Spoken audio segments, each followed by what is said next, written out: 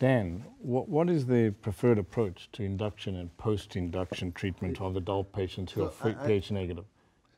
I would start and say that there is no standard agreed upon treatment of ALL, and I think that's one of the major problems we have. If you look at the NCC guidelines, there's a list of several regimens and you choose, and that's not a good thing that we don't have standard. But I think today, I'm going to discuss it, we and I think many others, based on the abstracts that were presented today, this week in ASH 2014, we will be using pediatric approaches, at least up to age 40. The question is, what is the upper age limit? I think it could be higher. And the rationale for that is that the treatment shouldn't change at the age of 21, which is historically happened when you switch from pediatrics to adults, and then the treatment totally decides.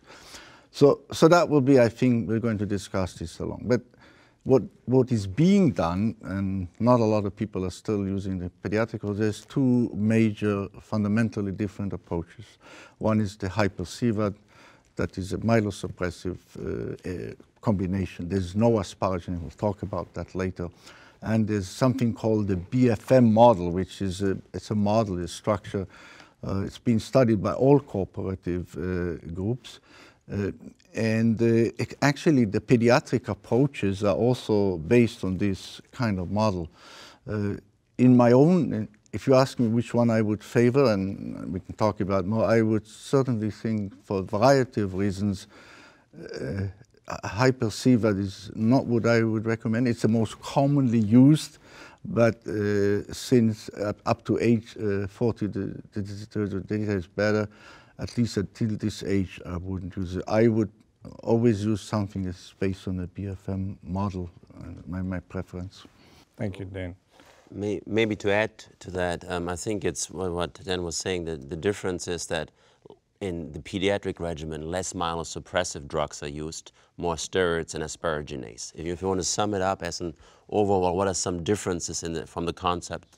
And we'll talk about this later on. So I think that's an important. Mark, if I can ask you, what regimens are we using in the older patient?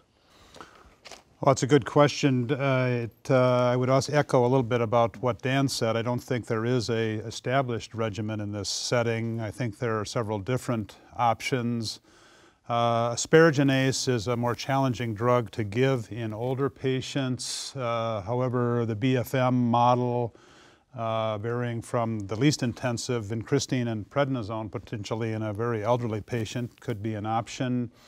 Many practitioners do use the hyper-CVAD regimen that Dan mentioned, and in a fit elderly patient, this is an option to consider. At this ASH 2014 meeting, the Germans have presented data utilizing a modified BFM regimen with very low dose asparaginase in elderly patients and shown favorable outcomes.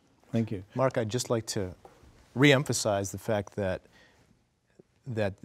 elderly patients can do well with more intensive chemotherapy regimens, also taking into account the fact that the remission rates for ALL tend to be high, so that there should be a generalized willingness to use more intensive regimens, especially in patients who are on the more fit side, unlike perhaps AML, where the response rates are much lower. So that begs the